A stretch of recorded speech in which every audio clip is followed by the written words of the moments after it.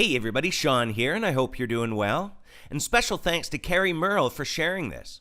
As the headline reads, Sudan is going to be the fourth country to officially sign the Abraham Accords peace agreement with Israel. And you can find many articles online about this breaking news.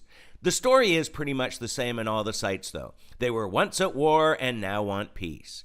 The more interesting thing biblically is in relation to Daniel 9:27 that tells us about someone confirming the covenant with many for 1 week, and then in the middle of that week he shall cause sacrifice and offerings to stop.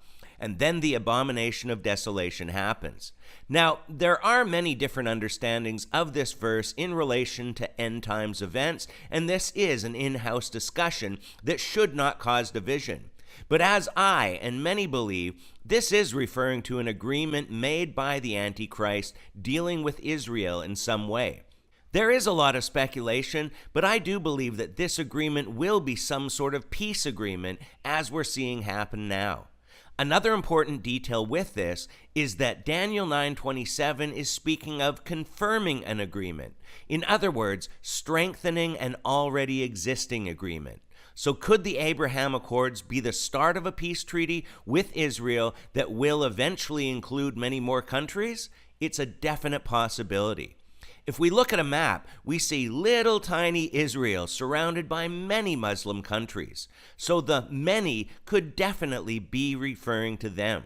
And once many of them are a part of the Abraham's Accords, perhaps that is when the Antichrist will do something to strengthen that agreement and the 70th week of Daniel will begin. And maybe that will be the time when people are saying peace and safety, as we read in 1 Thessalonians 5:3, and then destruction will come.